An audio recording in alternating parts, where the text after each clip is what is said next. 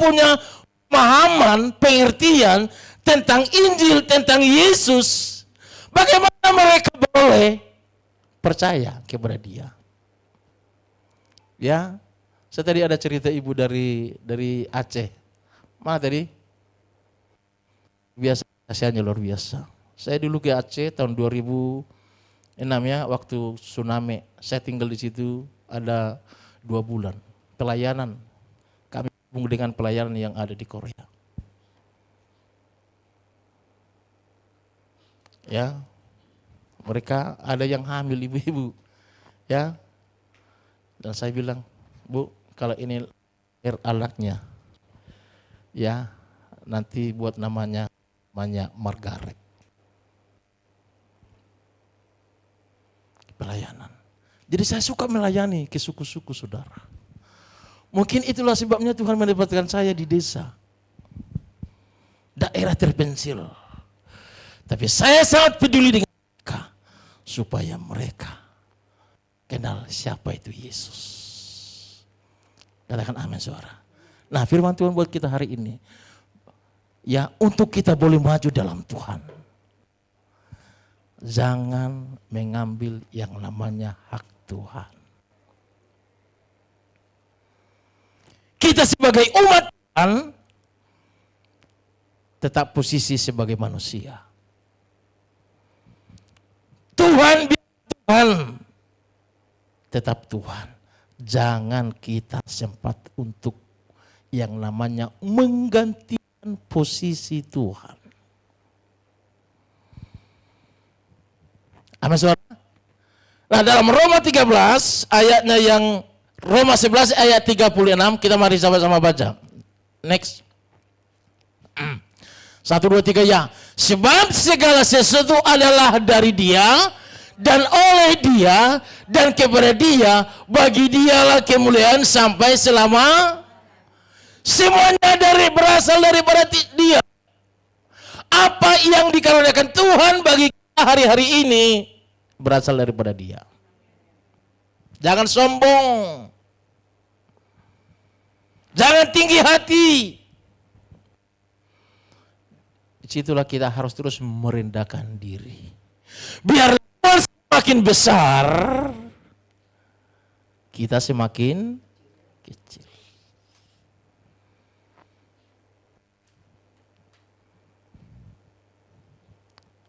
Amin Bapak Ibu. Semuanya dari Dia. Kekayaan dari Dia. Kegantengan bapak-bapak dari Dia. Kecantikan ibu-ibu dari Dia. Itulah sebabnya kita harus hormat. Kita harus tunduk dan merendahkan diri di hadapan Tuhan. Supaya apa? Yang menjadi bagian kita lakukan. Maka Tuhan akan melakukan bagiannya untuk kita saudara. Amin saudara. Dunia ini sementaranya. Ya, kalau Bapak Ibu punya mobil, waktu nanti Bapak Ibu meninggal, bisa tidak dibawa ke liang kubur? Gak ada, tinggal semuanya. Amin saudara. Bukan saudara pernah dengarkan yang namanya Alexander the Great? Pernah dengar? Dia adalah seorang raja. Dia juga adalah seorang yang kaya. Dia juga adalah orang yang sangat terkenal. Tapi sebelum dia meninggal, dia berpesan kepada kerajaan. Pesannya 3. Yang pertama, kalau aku nanti meninggal, mayat saya akan diusung oleh dokter-dokter kerajaan ini. Mulai dari kerajaan ini sampai tempat pemakaman. Yang kedua, kalau saya meninggal, seluruh harta kekayaan saya akan ditaburkan dari kerajaan ini sampai ke pemakaman. Ya, kalau saya meninggal, tolong peti jenazah saya dibuat 2 lubang supaya tangan kanan saya, tangan kiri saya bisa dilihat oleh orang. Amin. Mengajarkan kepada dunia hidup manusia ditentukan oleh Tuhan yang Maha Kuasa. Sekalipun dia punya dokter spesialis dalam kerajaan, tamatan luar negeri dan dalam negeri, tapi sedetik pun tidak bisa menambah usia hidupnya. Amin, saudara? Gak bisa. Makanya dia berpesan ke pekerjaan, kalau aku meninggal akan diusung dari kerajaan ini sampai ke pemakaman. Pesan yang kedua yang disampaikan kepada dunia, kenapa harta bendanya ditaburkan di jalan? Karena tidak ada yang dibawa ke kuburan. Dan itu nanti akan diambil orang-orang yang masih hidup. Ya, walaupun dia kaya sekayanya di dunia ini, semuanya akan tinggal. Dan yang ketiga, kenapa dia berpesan supaya peti jenazahnya dibuat 2 lubang. Bisa keluar tangan kanannya, bisa keluar tangan kiri. Ya, dia mengajarkan kepada aku sudah meninggal. Dan aku tidak bawa apa-apa. Lihat tanganku yang kosong. Tanganku yang kosong. Gak ada yang kubawa. Makanya itulah sebabnya segala sesuatu adalah dari Dia, oleh Dia, dan kepada Dia. Bagi Dialah kemuliaan sampai selama. Selagi kita diberkati oleh Tuhan, mari kita boleh menjadi berkat. Ya, ya seperti itu, saudara. Saya banyak duit saya, tapi Tuhan berikan saya karunia untuk memberkati. Ya, kadang-kadang saudaraku yang dikasih oleh Yesus, ya, ini tanggal 1 Desember Natal nanti, Pak Ketua Umum kita akan menjadi pembicara di gereja saya. Tanggal 1 Desember, saudara nanti doakan. Ketua Umum menjadi pembicara. Ya, dan saya bilang sama jemaat, ayo ibu-ibu, bapak kita datang, ketua sinode kita datang. Kita butuh 200 kursi lagi seperti ini, saya bilang. Mari menabur.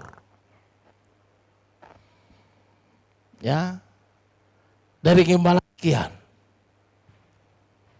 Dan puji Tuhan saudara, hampir rampung untuk beli 200 seperti ini saudara. Karena ketua sinode nanti akan ada di sana. Dan dia khotbah di gereja yang saya pimpin. Walaupun ukurannya kecil, 12 kali 26. Kecil kan? Kita tangan dulu. Ya, kenapa? Saya akan melihat bagaimana daerah itu akan dimenangkan untuk Tuhan. Bagaimana suku anak dalam yang ada di pinggiran kota Malaka saya melayani, dia juga akan menangkan untuk Tuhan. Saya tidak pernah merasa zona aman, duduk tenang, khotbah hanya hari Minggu. Tapi setiap hari Senin sampai hari Sabtu saya pergunakan melayani mereka. Saya perhatikan mereka yang belajar di sekolah saya, bagaimana mereka belajar dengan bagus. Supaya mereka nanti memahami siapa itu Yesus, mereka punya pengertian tentang kerajaan sorga, sehingga mereka akan kembali ke kehabitannya. Mereka juga menangkan suku mereka sendiri. Amin, saudara. Karena saya punya prinsip bagaimana dulu orang Batak dimenangkan oleh Nomensen. Orang Batak kan dia suka dulu pakai jimat-jimat. Bahkan lesung pun bisa terbang. Itu kalau orang Batak. Tapi seorang rasul yang dikirim oleh Tuhan yang namanya Nomensen Leman. Dialah yang menggerami Tapanuli. Dia belajar kebudayaan. Dia belajar dia bahasa. Setelah dia dapat, dia mulai pelan-pelan. untuk menyampaikan yang namanya Injil. Amin saudara. Makanya semua sekarang ini orang Batak. Dan di kampung kami dulu 100% orang Kristen. Gak ada lain. Amin saudara. Kenapa? Nah Mensen itu dia punya hikmat. Dia belajar kebudayaan. Dia belajar bahasa saudara. Dengan cara yang seperti itulah. Dia bisa memenangkan satu suku bangsa yang namanya Batak saudara. Ya kan Pak? Hal yang sama juga saya kerjakan di Jambi. Bagaimana mereka dimenangkan? Harus terjun. Harus pergi. Apapun yang Tuhan berikan bagi kita. Semuanya berasal daripada Dia. Dan oleh Dia dan kepada Dia. Bagi Dialah kemuliaan sampai selama-lamanya. Next saudara. Ya. Gak apa-apa nanti kalau tambah sedikit waktunya ya. Karena sekali-sekali kan. Amin Bapak Ibu. Bagaimana Yohanes bersaksi tentang dirinya dan menunjukkan ada kejujuran, kerendahan hati, ada rasa hormat. Ketika orang Yahudi dari Yerusalem, orang-orang Lewi diutus tentang posisi Yohanes. Dan mereka bertanya, apa engkau Mesias? Apakah engkau Eli? Apa engkau Mesias yang akan datang? Dia dengan menjawab dengan jujur dan tidak berdusta. Kenapa? Pelayanan Yohanes sangat luar biasa. Tetapi dia tidak menunjukkan dirinya. Apakah dia Mesias yang akan datang? Apa sebagai rasul? Atau Mesias yang akan datang yang disampaikan oleh orang-orang Lewi. Tetapi dia mengerjakan semua pekerjaan yang dikerjakan oleh anaknya. Sampai nanti amanat agung Tuhan tuntas. Amin. Pergilah ke segala bangsa. Jadikan mereka bangsa dan murid. Bangsa dan murid. Ya. Amin saudara. GB Serapim ini saudara, kalau dia mau terjadi pelipat gandaan yang ada sekarang harus dimuridkan. Amin saudara. Nanti Bapak ini ada kelompoknya 12 orang dilatih. Kalau sudah dilatih, biar mereka pergi ke lapangan. Nanti Bapak ini kumpulkan 12 orang, muridkan, latih mereka. Ya, dan mereka utus. Akan terjadi pelipat gandaan. Amin saudara. Saya bangun gereja 12-26, itu gereja paling besar di kabupaten kami. Ya, mereka tanya, siapa nanti yang datang ke situ? Siapa nanti yang gereja ke situ? Saya bilang, nanti anakmu, nanti cucumu. Amin saudara. Saya nubuatkan. Bukan yang sekarang yang saya minta untuk mereka masuk dalam gereja itu. Tetapi adalah anaknya kelak. Anak cucunya kelak. Dialah yang akan memenuhi ruangan gereja itu saudara. Amin saudara. Generasi berikutnya. Tapi puji Tuhan sekarang. Ya, saya siapkan kursi 300. Ya, 400. Dia sudah pindah. Kalau dulu kan ibadahnya cuma 12 orang. 20 orang gereja yang segede itu nggak nampak seperti inilah. Belum ada seperti ini. Ya, dan mungkin seperti ini. Tapi saya buat pengajaran. Saya buat kelompok. Saya buat selnya. Dan selnya, komunitas selnya itu sehat. Kalau komselnya sehat, maka dampaknya gereja pasti akan sehat. Bersaksi tentang Yesus. Yohanes juga bersaksi bagaimana dia bersaksi tentang Yesus. Dan dia mengakui untuk membuka tali kabutnya pun Aku tidak. Dengar baik-baik. Untuk membuka tali kasutnya. Amin saudara. Karena apa? Karena kerendahan hatinya saudara. Kita pun sebagai umat yang ada di GB Serapim ini saudara. Adalah orang-orang yang selalu merendahkan diri. Sebagai manusia, posisikan dirimu sebagai manusia. Dan engkau tetap merendahkan diri di hadapan Tuhan. Kalau engkau merendahkan diri di hadapan Tuhan, Tuhan akan angkat engkau, akan tinggikan. Next. Amin saudara? Ya, kita perhatikan. Ya, next berikutnya. Ya, lihat. Ada penundukan diri, ada pujian yang dipersiapkan, hatinya dipersiapkan untuk Tuhan. Semuanya untuk Tuhan, bukan untuk diri sendiri.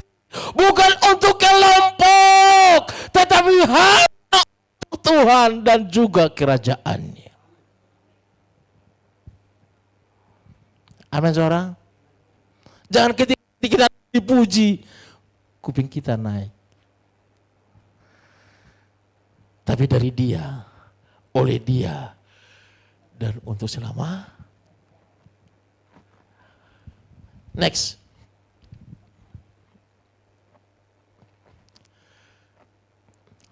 Ada minimal 3 hal haknya Tuhan yang tidak bisa kita ambil. Ada 3. 1, yang pertama. Next. Yang pertama adalah pembalasan. Itu adalah haknya Tuhan. Roma 12 ayat 19 berkata, saudara-saudara yang kekasih, janganlah kamu sendiri menuntut pembalasan, tetapi berilah tempat kepada murka Allah, sebab ada tertulis pembalasan itu adalah hakku, akulah yang akan menuntut pembalasan, firman. Saudara pernah tak sakit hati? Pernah tak dia pernah dicurangin orang? Pernah kan? Bagaimana saudara berekspresi dengan mereka? Saudara pasti saya yakin dan percaya. Saudara akan susun skenario bagaimana mereka membuat pembalasan. Firman Tuhan mengajar kita dengan kasih. Kalau pipimu ditampar, kasih lagi pipi. Tapi zaman sekarang ini susah kan? Lalu kita balas lagi dengan memberikan pisang. Kalau kita sekarang dicurangin orang, dilempar dengan batu, bukan batu lagi kita buat punya balasan. Kalau bisa pedang, bersekalian hancur habis. Tapi ini kita betul-betul menahan diri kita. Pembalasan itu bukan hakmu. Pembalasan itu adalah haknya Tuhan. Sekalipun dicurangi orang. Saudaraku yang dikasihi Tuhan Yesus, tetap jaga hatimu. Jaga hati. Kalau Tuhan sudah berbicara, pembalasan itu adalah hakku. Jangan kita sekali-kali memposisikan Tuhan dalam tindakan untuk melakukan pembalasan. Amin saudara. Memang kalau kita disakiti, kita enggak terima itu. Enggak bisa. Tapi firman Tuhan mengajar kita, kalaupun orang lain melakukan kecurangan bagi kita, saudaraku yang dikasihi oleh Tuhan Yesus, saudara siap untuk lapang dada untuk bisa menerimanya. Makanya firman Tuhan katakan, kejahatan jangan dilawan dengan aman saudara. Tapi kejahatan kita harus balas dengan kasih. Ini dampak yang sangat luar biasa yang harus kita renungkan. Maka kalau Bapak Ibu masih suka buat pembalasan, saudara masih belum mengenal yang namanya kasih Kristus. Tapi kalau saudara sudah mengenal yang namanya kasih Kristus, saudara tidak punya hak untuk membalas. Sekalipun orang itu jahat, sekalipun orang itu curang. Amin saudara. Jangan sampai kita mencuri yang namanya haknya Tuhan. Amin saudara.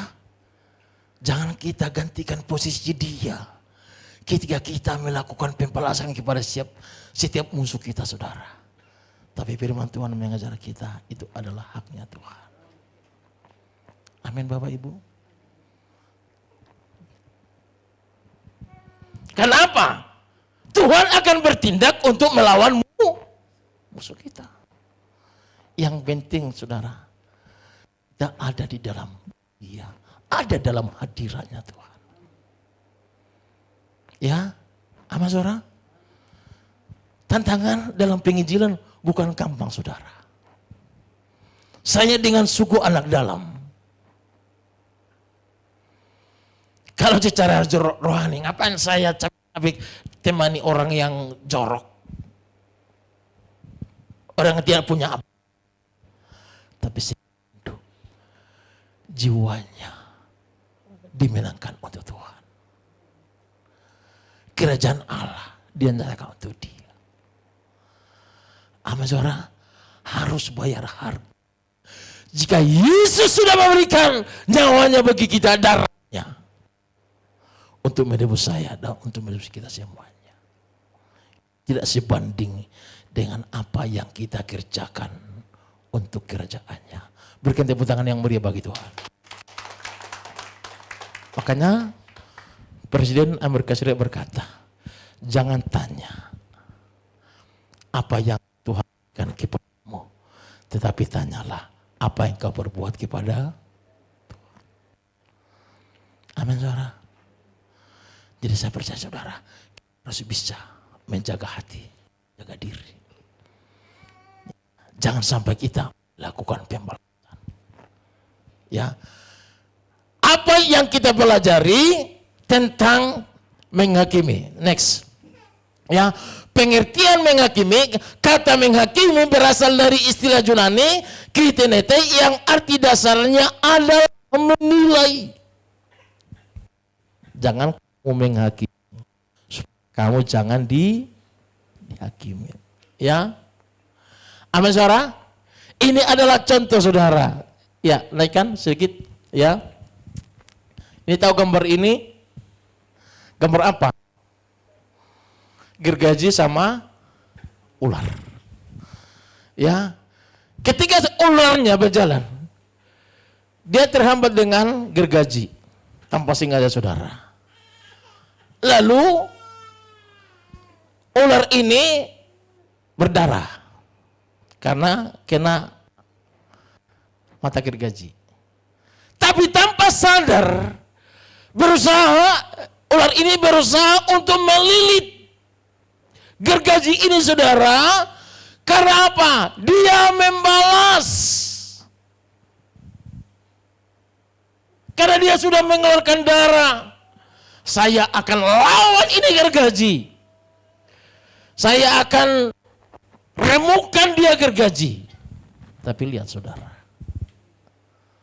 semakin buat pembalasan, semakin dia hancur berdarah-darah saudara. Berdarah-darah. Karena pembalasan tadi saudara. Inilah akibatnya saudara.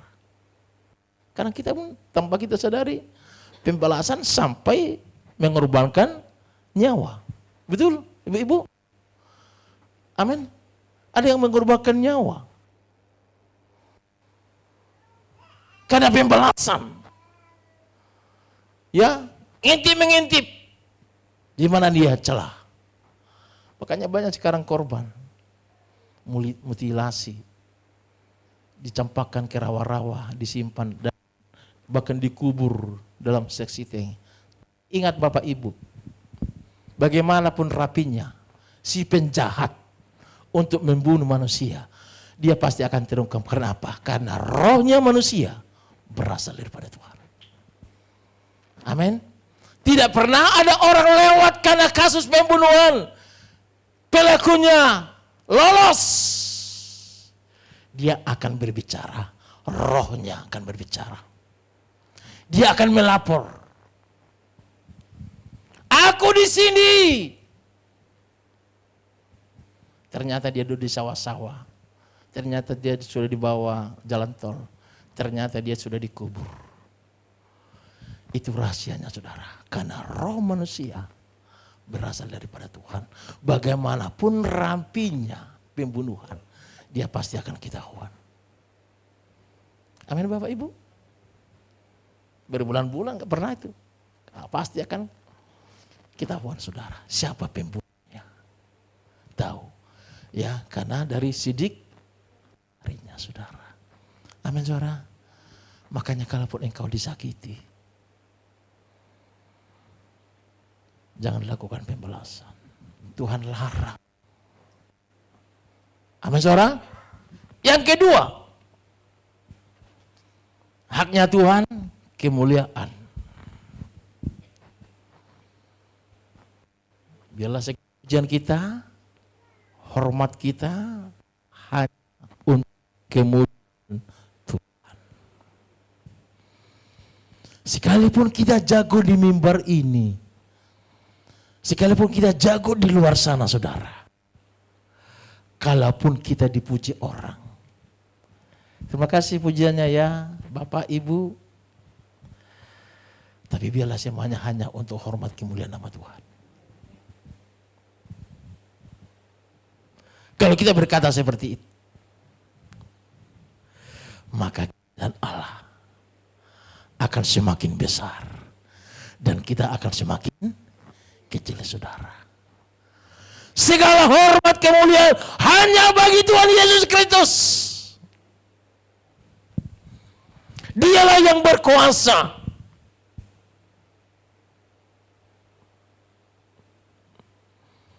Saya percaya saudaraku yang dikasihi Tuhan Yesus, jangan sampai engkau mencuri kemuliaan Tuhan. Amin saudara. Jangan sampai kau merebut yang namanya kemuliaan Tuhan. Tapi kemuliaan Tuhan itu hanya untuk Dia. Amin.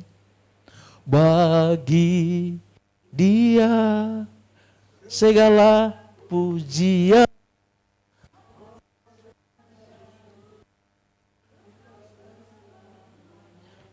Bagi Yesus segala pujian.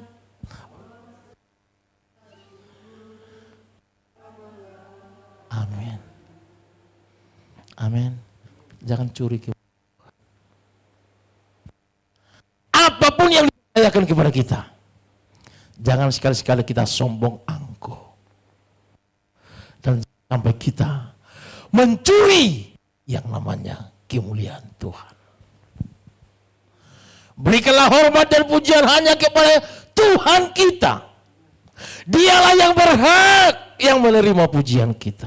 Tidak ada yang lain saudara. Kalaupun dunia memujimu, ya, jangan sampai kita berkata, siapa dong? Siapa dong saya? Amin saudara. Itu namanya sudah mencuri kemuliaan Tuhan. Tapi kalaupun kita dipuji, ya itu kan dari Tuhan. Kamu kan sangat diberkati oleh Tuhan. Itu kan dari Tuhan. Jadi kita tidak ada kesempatan untuk mencuri yang namanya kemuliaan Tuhan. Karena kita harus selalu hormat kepada Tuhan. Sebagai Raja di atas segala Raja. Amin saudara. Ya, harus firman Tuhan mengajar kita, berilah hormat kepada orang yang berhak menerima hormat.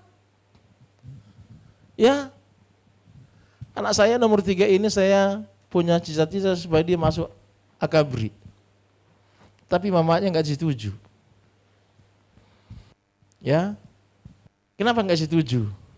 Pak, biarlah ini nanti tentaranya Kristus. Ya, dan waktu dia 1 tahun lagi sebelum dia tamat SMA, Saya rangkul anak saya, nak nanti kalau sudah tamat SMA ya, sekolah Alkitab lah ya, supaya dia nanti menggantikan Bapak.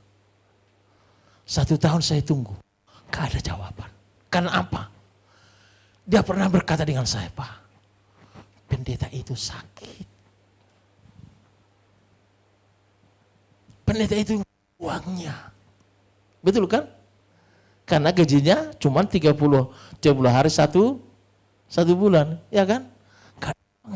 Karena waktu saya pelayanan dari awal, dia sudah melihat, dia sudah lihat dengan matanya sendiri bagaimana sakitnya seorang hamba Tuhan untuk memimpin jemaat, memulai pelayanan, apalagi di daerah, di desa. Mereka tidak terima. Aku gak mau Pak jadi hamba Tuhan.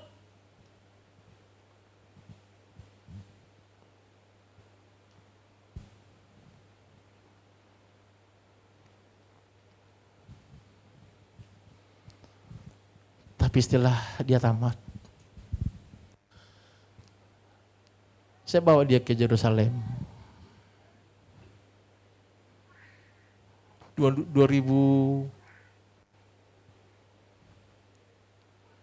itu pas COVID, saudara. Waktu kami ada di Gunung Karmel, ya, pemimpin kami, abuna kami, itu pendeta, dia berkata, Pak, di tempat Karmel itu didoakan khusus hanya untuk anak. Gak ada yang lain. Kenapa ya? Kok di tempat yang lain bisa semuanya didoakan? Tapi di Gunung Karmel, abuna kami khusus hanya untuk anak.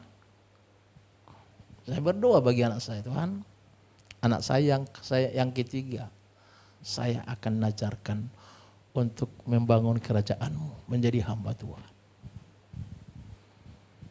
Pulang dari Yerusalem, saya tanya, nak mau lah ya jadi hamba Tuhan? Oke Pak, berikan tepuk tangan dulu. Saya bawa dia. Ya, makanya kalau Bapak Ibu sudah dari Yerusalem, rupanya saya tanya, rupanya di daerah Karmel itu adalah pendidikan ataupun universitas yang terbaik di situ. Bahkan sampai negara-negara yang mengutip, membuat namanya dipindahin ke Jakarta. Bahkan ke Jambi pun ada. Dari situ mereka belajar. Hanya untuk ada di Gunung Karmel. Berdoa secara khusus buat anak. Amin Bapak Ibu. Ya, memang berat sekali. Hamba Tuhan. Ya, gemuk. Susah juga. Kurus pun susah juga. Kalau kursi bilang, iyalah Pak Pendeta itu kurang berdoa. Tapi kalau gemuk, oh itulah Pak Pendeta itu sudah makan uang gereja. Maju kena, mundur pun kena. Tapi di GB Serapin tidak ada yang seperti itu. Berikan tepuk tangan yang mulia bagi Tuhan. Amin saudara. Tapi kita kerjakan, kita lakukan hanya untuk kemuliaan nama Tuhan. Tidak ada yang lain. Hanya untuk membangun yang namanya kerajaan Tuhan.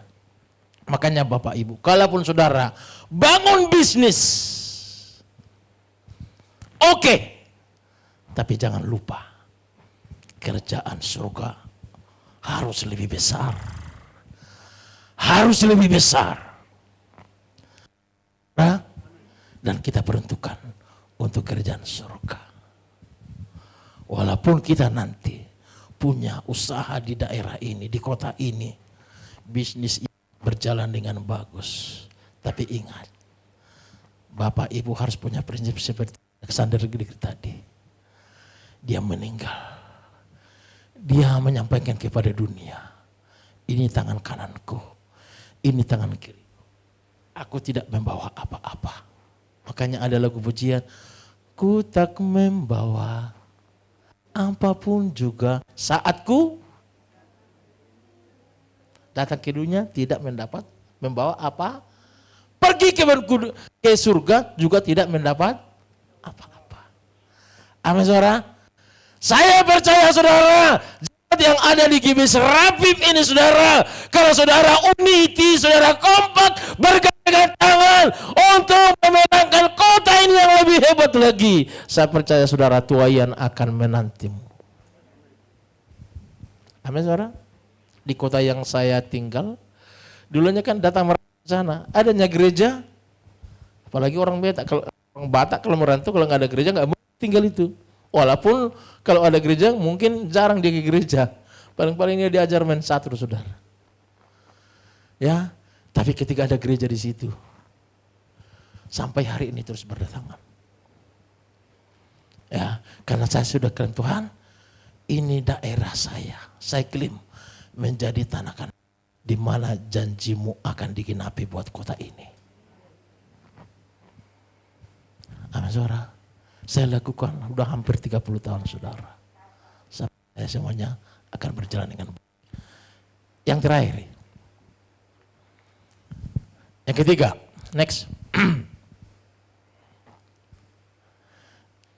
Yang ketiga adalah sama-sama membaca persepuluhan.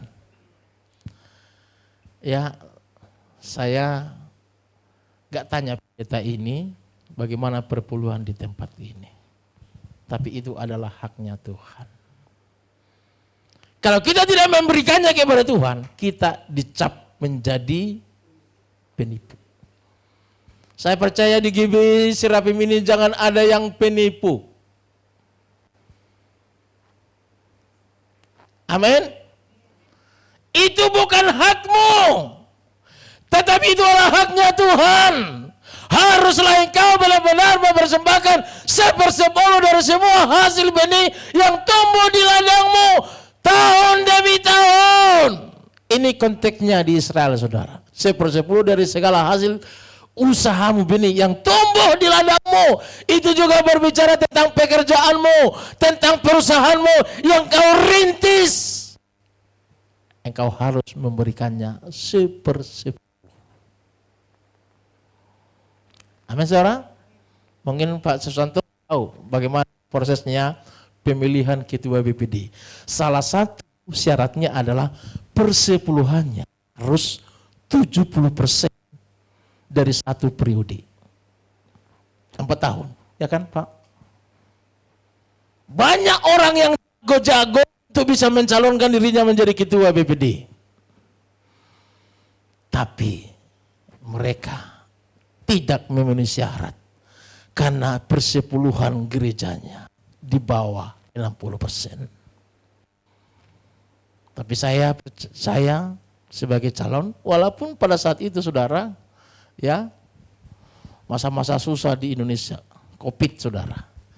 Tapi setelah dilihat persembahan perpuluhan 85% satu periode. Makanya saya calon terkuat pada saat itu Pak. Dan saya menang karena persepuluhan.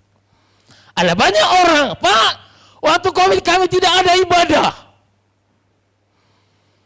Pak, kami memberikan persepuluhan kami double. Macam alasan saudara. Tapi sesuai dengan tata gereja kan Pak ya. Di bawah 70%. Dia tidak untuk menjadi seorang pemimpin. Bagaimana mereka menjadi seorang pemimpin kalau tidak menjadi seorang contoh, teladan bagi hamba-hamba yang lain. Amin saudara. Sampai hari ini saudara, di GBI yang saya pimpin, kalau sudah tanggal 10,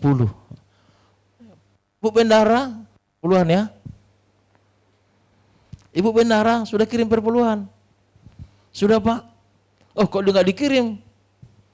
Di HP saya, biasanya kan persepuluhan dikirim, ya tanda buktinya dikirim dengan handphone saya. Kok nggak dikirim? Saya sangat hati-hati dengan Tuhan. Karena itu adalah haknya Tuhan. Kalau tidak saya memberikannya, membayarnya, saya dicap menjadi penipu. Kalau saya orang penipu, saya tidak berhak masuk dalam kerajaan surga. Saya tidak menakut-nakuti ini, saudara. Saya nggak tahu bagaimana persepuluhan jemaat di tempat ini, saudara. Walaupun mungkin ada di medsos, oh nggak usah bayar persepuluhan. Selagi firman ini, Alkitab ini dipakai, akan tetap berlaku. Kecuali ayat yang namanya ayat perpuluhan di Alkitab ini dihapus, itu sah-sah saja. Tapi kalau masih dipakai, ayatnya masih ada, kita harus tetap bayar. Amin, saudara. Setia dalam perkara yang kecil, maka Tuhan percayakan hal yang lebih besar. Kita harus bisa membedakan apakah itu benih, apakah itu roti. Roti untuk dimakan, benih untuk. Harus tahu membedakannya. Jangan benih pun dimakan, roti pun dimakan, dua-duanya dimakan. Apa yang harus kita tunggu? Benih itu untuk ditabur, maka roti untuk dimakan. Jangan diberangus dua-duanya. Ya, persembahan kita yang kita berikan untuk pekerjaan Tuhan itu adalah benih, dan benih tujuannya untuk ditabur dan bukan untuk dimakan. Cukuplah roti. Bapak Ibu,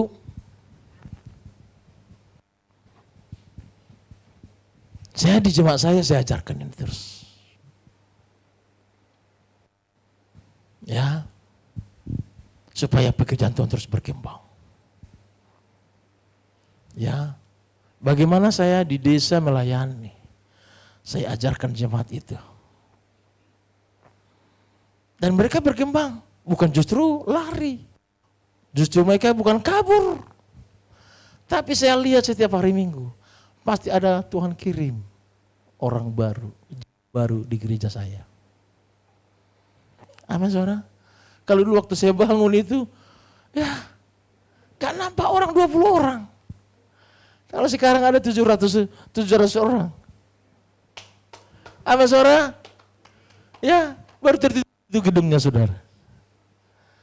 Ya, karena ada visi yang daripada Tuhan yang sampaikan kepada saya.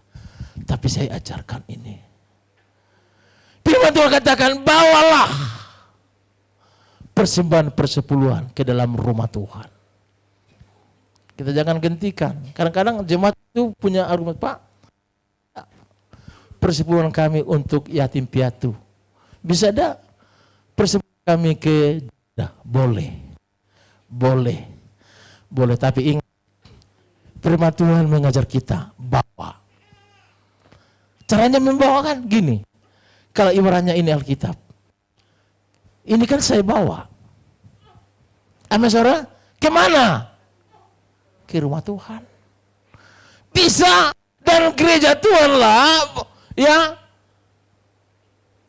yang membagikan, apakah itu untuk janda, apakah itu untuk yatim, tapi dibawa ke rumah Tuhan.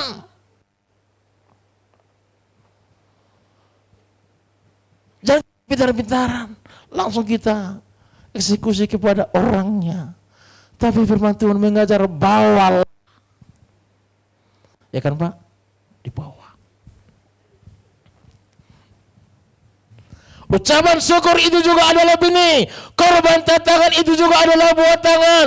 Janji iman itu juga adalah benih. Buah sulung hasil pertama dari benih. Pembangunan diakoni sosial, misi, benih. Persepuluhan itu adalah pagar dari benih. Pagar. Kalau tidak habis. Yang kita tanam kalau nggak dipagari habis. Datang nanti perampoknya, dihabisi. Apalagi zaman sekarang ini, ya kita sudah ini saya akan kembalikan ke rumah Tuhan, saya akan bawa ke rumah Tuhan. Ya, tapi kadang-kadang saudara, karena ada kebutuhan yang mendesak, kita ambil lagi.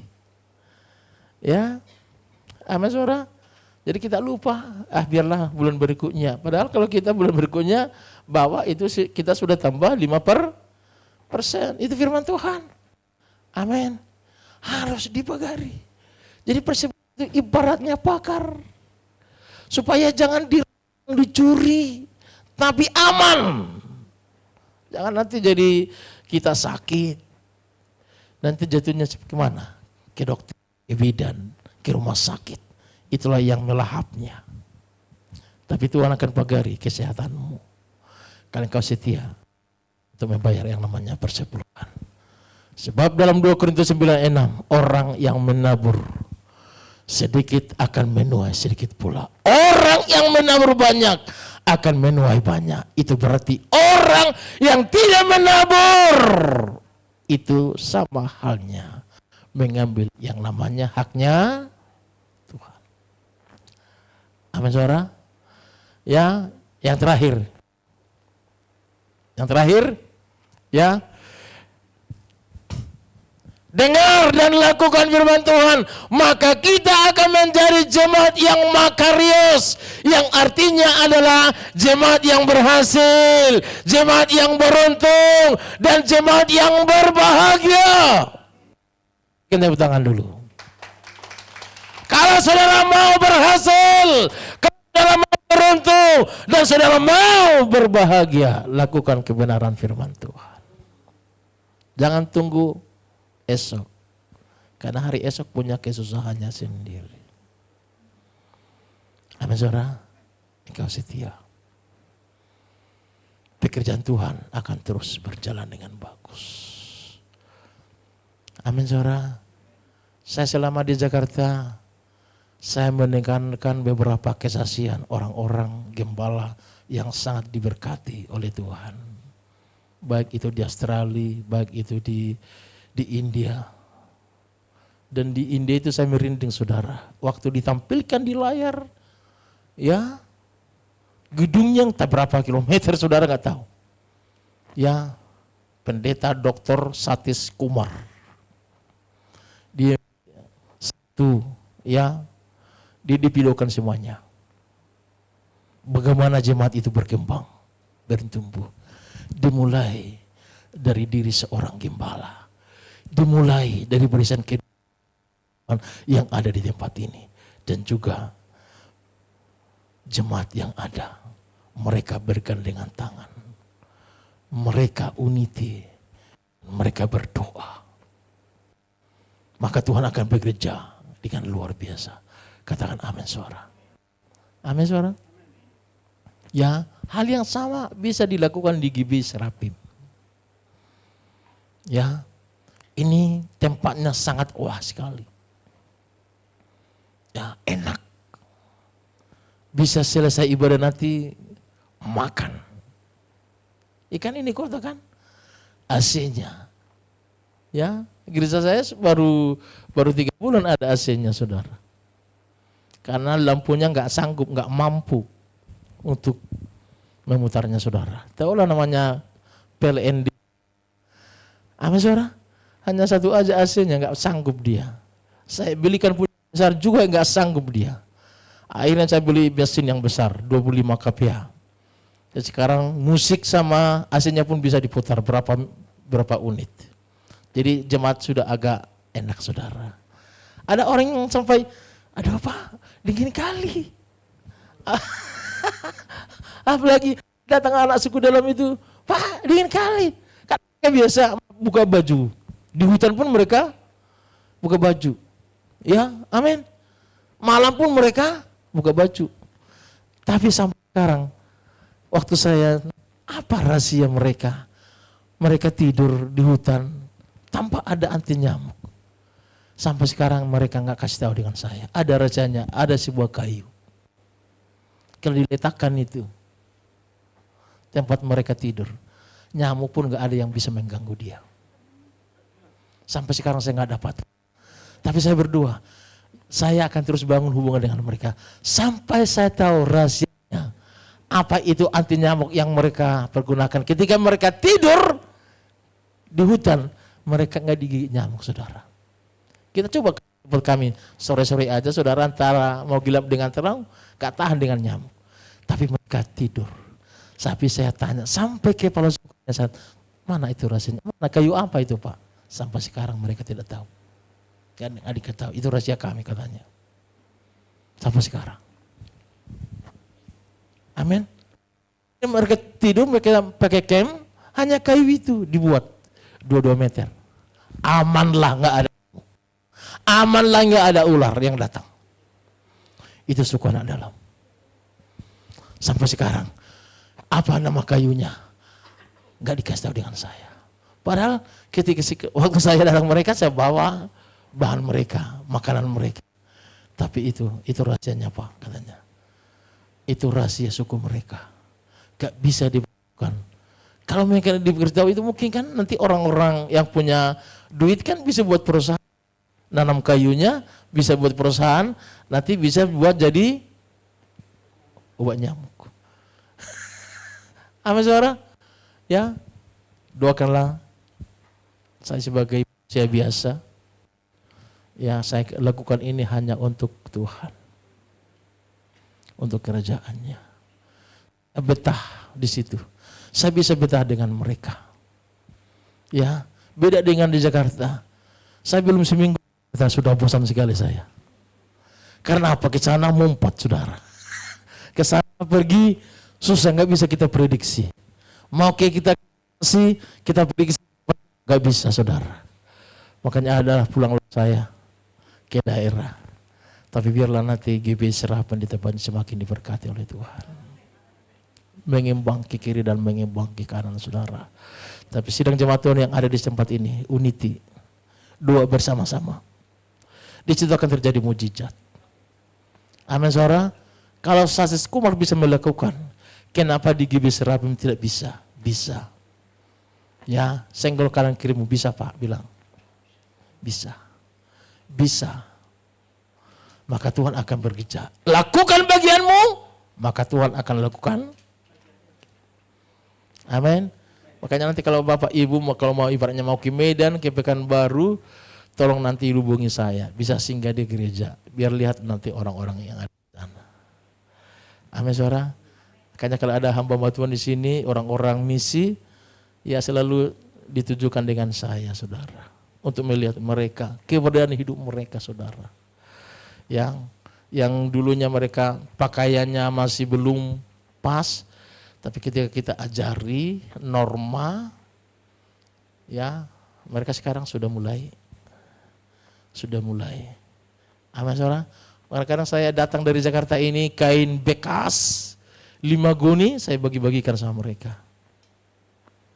untuk bisa dipakai. Dan saya bilang kalau ibadah harus pakai baju, pakai celana. Walaupun mereka sepatunya masih belum bisa, kakinya itu memang di situ kekuatan mereka harus sampai tanah itu. Di situ mereka punya kekuatan. Gak bisa Pak pakai sepatu katanya, harus kaki yang ciptaan Tuhan itu dipergunakan saudara. Amin saudara, tapi kita latih pelan-pelan. Ikuti budaya kita Indonesia. Amin saudara, saya percaya ini akan terjadi. Ya, GB Serapim ini akan dilawat oleh Tuhan. Saya percaya, saya nubuatkan ini tempat akan semakin diperbesar. Kapasitas tempat ini akan diperbesar karena dipadati dengan jiwa-jiwa. Tapi untuk itu marilah bergerak, menginjil. Saya percaya saudara, kalaupun kita lakukan penginjilan bagi orang lain, saudara jangan berharap hasil jalanmu kembali di sini. Jangan. Tapi nanti Tuhan kirim dari negeri asing, orang lain yang sudah menginjil mereka, itulah yang datang di sini. Amin saudara. Jangan nanti percuma saya sudah injili, sudah saya menakan, tapi saya ada dia ke GB Serapim enggak mau. Jangan. Itu artinya kau memaksa Tuhan. Nanti orang lain yang dikerjakan di sana Tuhan kirim. Di mana itu GB Serapim? Dikirim ke sini. Amin saudara. Ya, anak saya pun seperti itu. Nah, di mana pelayanan? Ya, gimana saya kontrak supit. Di mana itu? Woi, banyak itu cabangnya Pak. Ya. Di jadwal saya saudara di sana. Tapi saya menghormati pimpinan BPD di DKI ini, Pak Kiki. Pak, saya jadwal ya. Ready saya bilang, itu Pak. Ya, sebetulnya saya istirahat. Tapi karena ya sahabat saya ini menjadwal saya sini, saya ready. Saya hubungi Pak Siswanto, oke. Ya, amin Bapak Ibu. Ya semua pelayan-pelayan Tuhan banyak berdoa, berbanyak berkatnya. Unity. Ya, itu dua itulah kunci hasilan kita. Banyak doa, banyak berkatnya saudara. Bergandengan tangan. Ya, bergandengan tangan. Lakukan saat tidur. Ya, ini tempatnya bisa dipakai tiap hari atau hanya hari Minggu. Bisa kan? Bisa. Ini doa. Pakai ini. Ya, biar terjadi gerakan. Harus ada target. Harus ada goal. Target kami Tuhan untuk GBI untuk tahun 2030 harus sekian ada jemaat. Amin saudara. Kalau yang ada di dalam sama-sama bergandengan tangan menghadirkan kerajaan surga ada di tempat ini. Amin. Demikian firman Tuhan. Tuhan memberkati kita. Saya unik bagi